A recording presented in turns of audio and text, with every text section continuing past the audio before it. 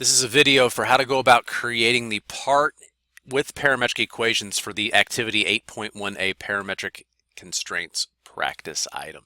So with parametric constraints, we will be making this inclined surface part via the parametric equations that they walk us through underneath letter B within this assignment. So in order to start this assignment, we are going to go to File and we'll go to New, and we're going to create for ourselves a standard English inch part, and we're going to say Create.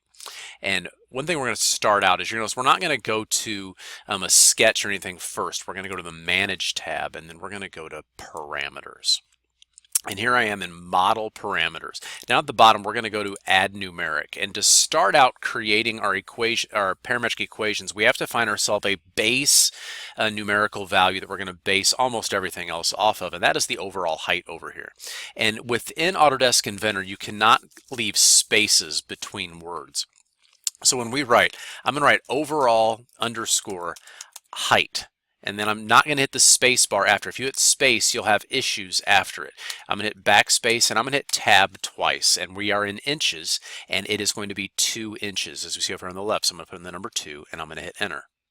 And we're going to create for ourselves the top width. And I'm going to go to Add Numeric, top underscore width. And I'm going to hit tab twice, and that is 0.5 inches. Now notice that we are in inch right here. If I wanted to change the unit value, I can click on that and come in here and change the length. So if we were in millimeters, centimeters, whatever, I could always change that, but we are in a customary part by default. Next, I'm going to go to Add Numeric, and we're going to type in right underscore HEIGHT, and I'm going to tab twice, and it's going to say, in this case, I can even kind of drag, maybe I can drag this part over a little bit so we can be able to read everything. Our right height is 1/4 of an inch less than half of the overall height. So what I want to do is I want to start my parentheses, and instead of typing out overall height, I can click on this little arrow and go down to my list parameters, and there's my overall height. And when I click on that, I clicked on something wrong. I double clicked accidentally. I'm going to start this. The problem was when I went to list parameters, I double clicked when I clicked on overall height. Just tap one time. So it's overall height, let's say times 0.5, and that's going to be half the overall height minus 0.25. So it said that our right height is half an inch less than half the overall height. So we have the overall height times 0.5. We also can come in here and say, you know what, why don't you just do divided by 2? When I teach my students, I try to get them into significant digits a little bit more. That's one thing you can do. So we have the overall height divided by 2 minus 1/4 of an inch, and I'm going to hit enter, and it's going to give us a nominal value. So we're actually going to see what the numerical value is over here. That is 0.5. We're going to go to Add Numeric again. Overall width, overall underscore width.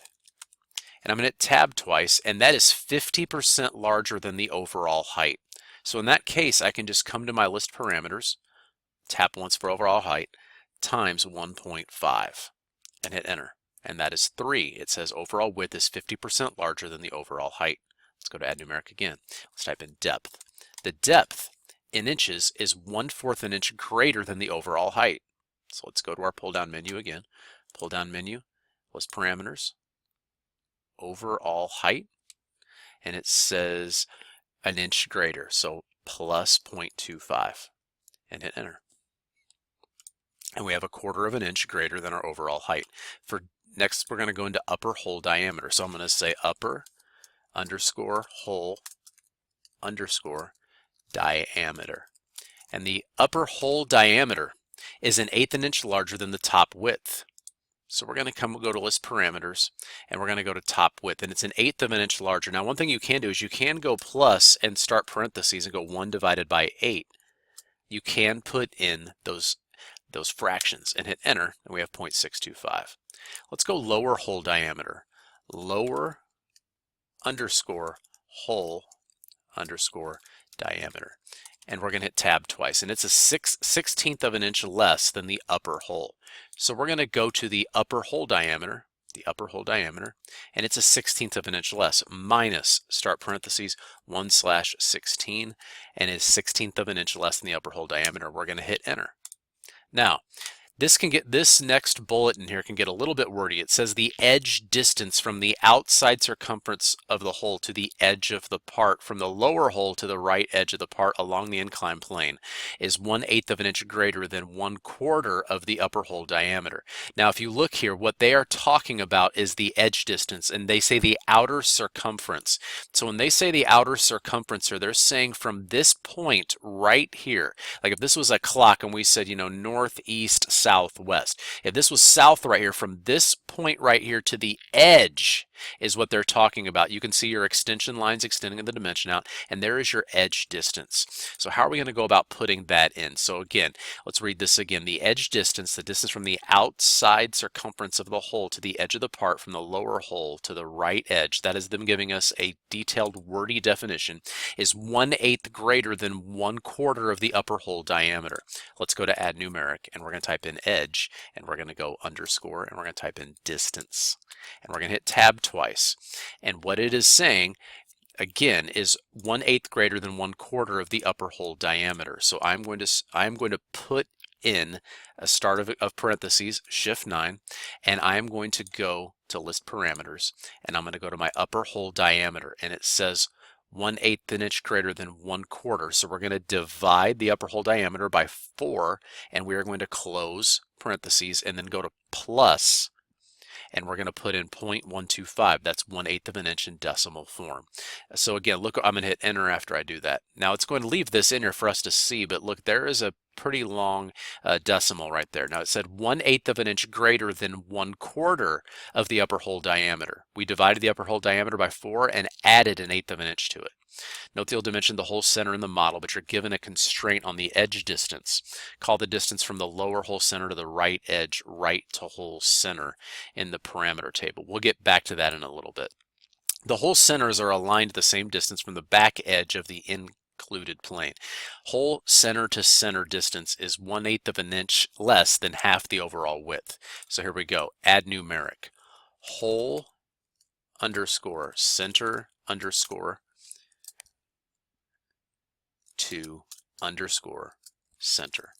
Now I'm going to hit tab twice. Hole center to center distance is 1/8 of an inch less than half the overall width. So start parentheses. Go to my parameters. Find overall width. Half the overall width divided by 2. Close parentheses. Plus 1/8 is 0.125. It says hole center to center is 1/8 less than half. So excuse me, I meant to put in minus. One is less, so I need to put in minus here. Overall width divided by 2 minus 1/8 of an inch.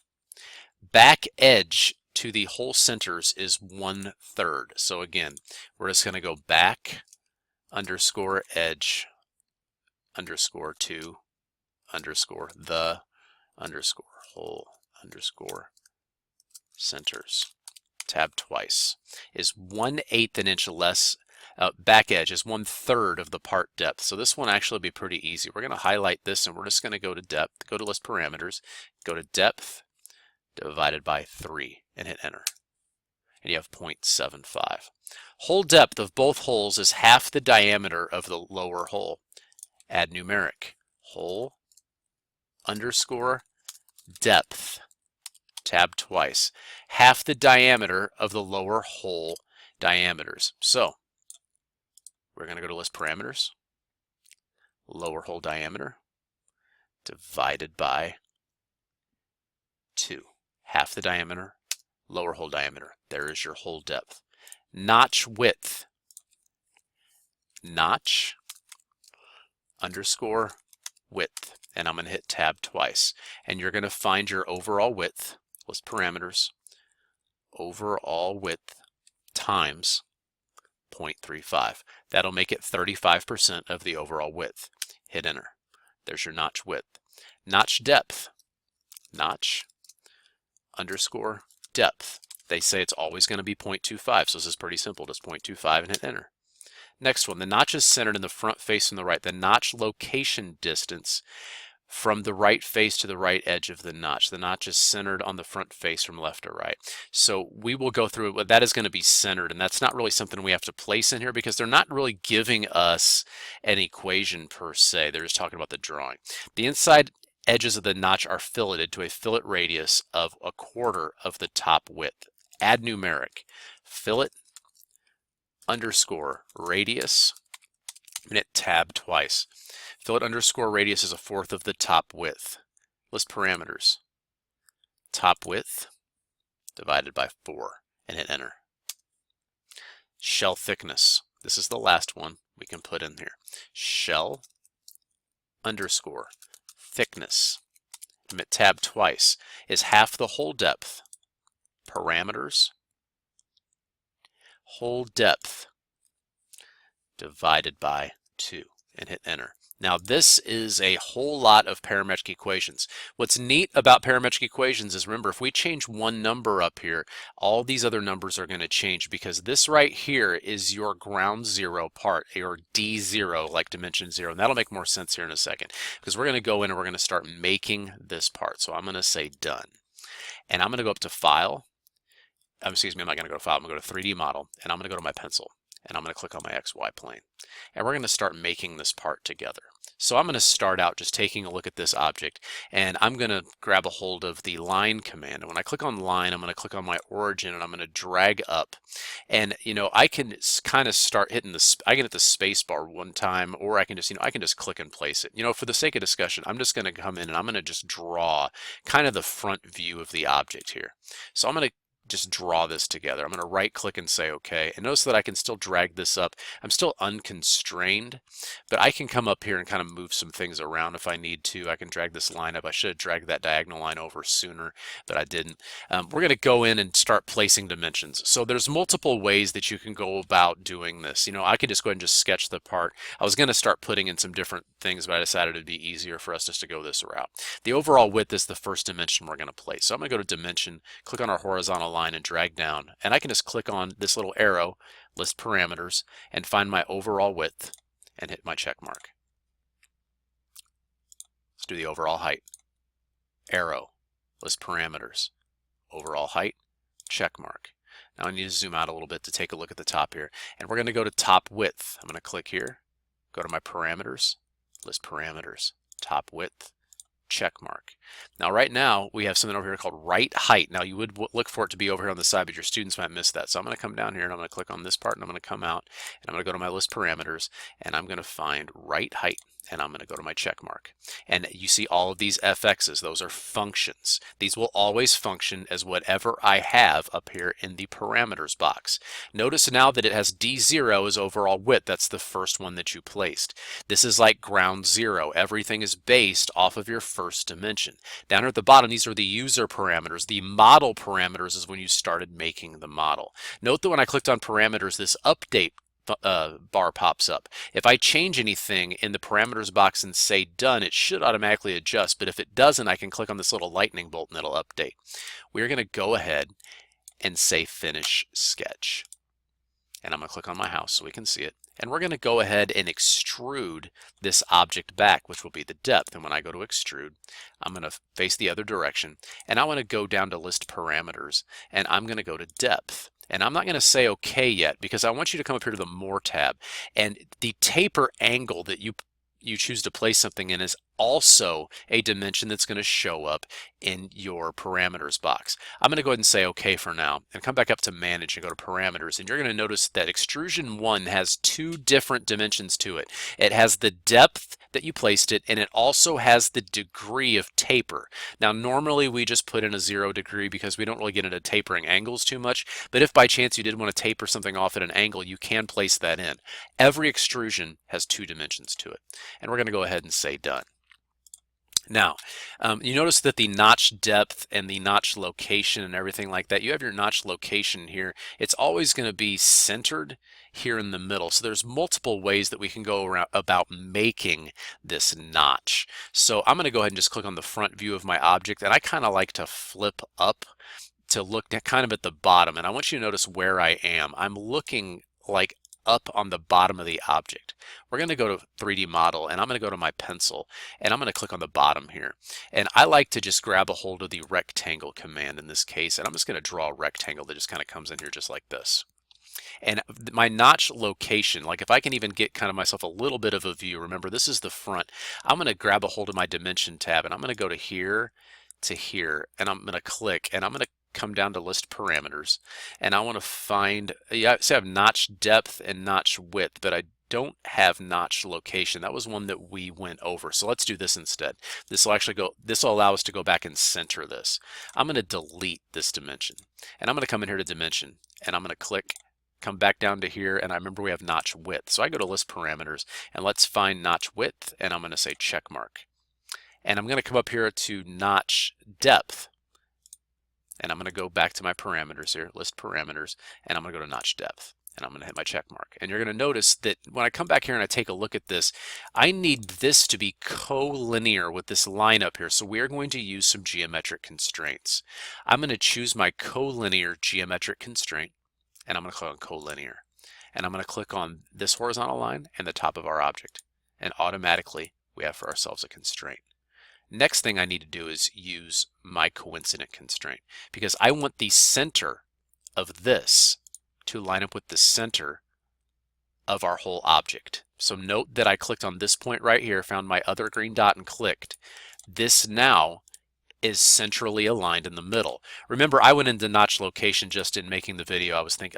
Forgot the notches that we placed down here, what all the names were. That's easy to kind of get confused.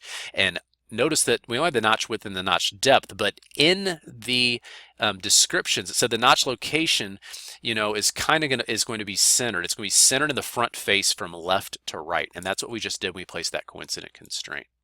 So the notch depth, as far as how far back we're going to put, it says notch depth is 0.25 inches, so there's 0.25. You're going to notice that if we look at the actual drawing, we're going to extrude cut this all the way up. So I'm going to go to finish sketch, and I'm going to say extrude, and I'm going to click inside the object, and we're going to go to cut, and we're going to go to distance, and we're going to go to all, and we're going to say OK. Now, we have this object started. I need to go in and put in the fillet right here. So for our notch fillet, we're going to come up to the fillet button, and we're going to make the fillet within a feature. So we're going to click on our little, highlight the blue, go to list parameters, and we're going to go to fillet radius. And I'm going to click inside the areas that we have fillets. So there's a fillet there, and there's a fillet over here on the opposite side. We just clicked on fillet radius, and we say OK. We're going to come right back into here. Now, the only thing we have left to do is to place the holes. Now, the hole dimensions can be tough to place, and there's multiple ways we can go about doing this. We could use the hole command and click here, but one of the things I like to do in just teaching with students about points is we are going to come in and we are going to click on our pencil, and let's go ahead and just click on this surface, and note it's going to give us a perfect auxiliary view of the object, and we are going to click on the point command. And I want you just to place a point anywhere on this object and right click and say OK. And what we need now is we're going to go to dimension, we're going to go to our point, we're going to go to our side, and our dimension over here is back edge to hole centers. Highlight the blue, list parameters, back edge to hole centers. There it is right there. Check. And we're also going to have something that's like hole center to center. So one thing we have to find out maybe later when we come back is maybe we should go ahead and just draw another line for right now. Let's get a hold of this line and let's draw straight down. And we're going to right click and say OK. And the distance of this line that we are going to draw, if we go into our parameters, is hole center to center. And we're going to hit our check mark. Now there's going to be another hole down here. We can come back here and use this at another time, but we're going to have to actually dimension from this into that outer edge of that hole. So if we remember by chance what the distance was from here to here, we can actually use our edge distance. Now we're going to have to do a little bit of math in how we go about doing this. So we're going to go to the line command, and I'm going to go to line, and I'm just going to drag down and just draw a line, just a simple line. Note that we're going to have two lines here. And what I want to do is I want to go to dimension, and I'm going to click, and I'm going to come out. And our parameters we want to look at is, we said it was the lower hole diameter. This right here is the lower hole diameter divided by 2. So I'm going to go to list parameters, and we're going to find our lower hole diameter. Now I need to we're just going to have a lower hole diameter. We're going to go divided by 2 and hit enter. and that is our lower hole diameter. Note that that is the distance from this point to the center. I'm trying to place different points as we go along, and we're eventually going to share a sketch. Our next dimension that we need to place for this object is from here to this point and drag out, and that is going to be our edge distance. We have it highlighted in blue. List parameters, edge distance, hit your check mark, and notice that now we have defined points at where everything will be placed once we start going in and creating this object.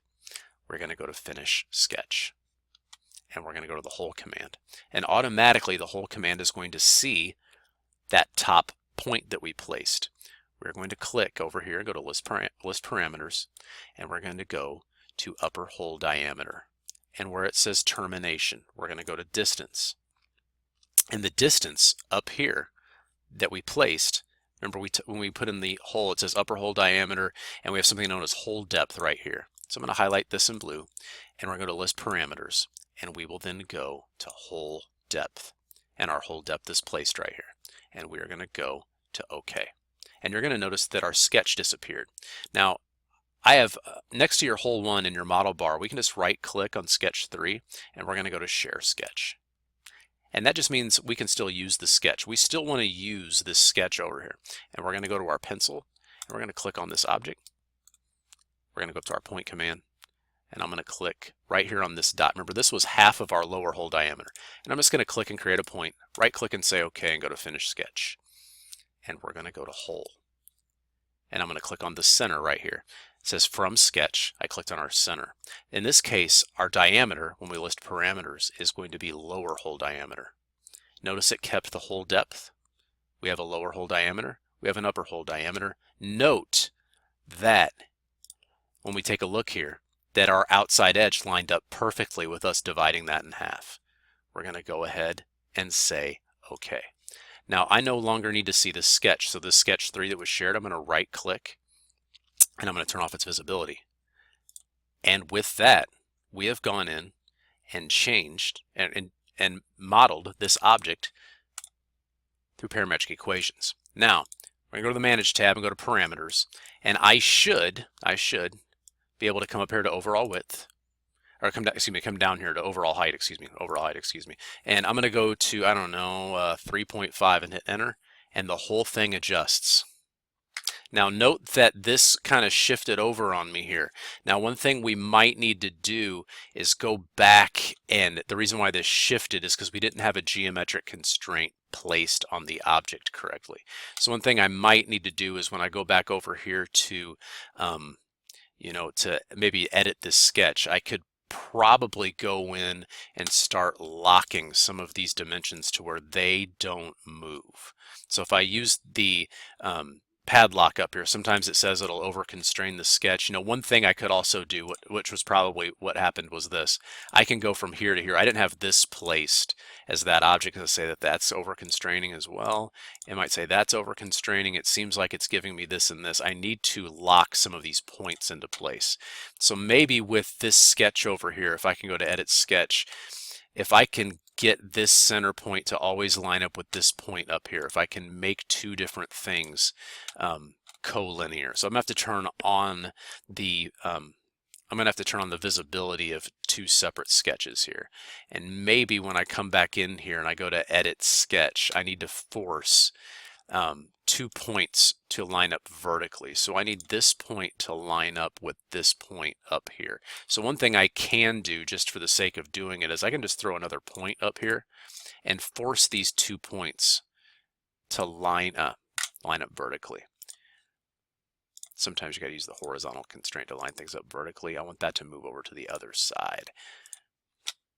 So one thing we can go back and do is we can kind of go back and change a few different things. When I made this at the beginning, I can go back and hit undo a few times and start to change some things.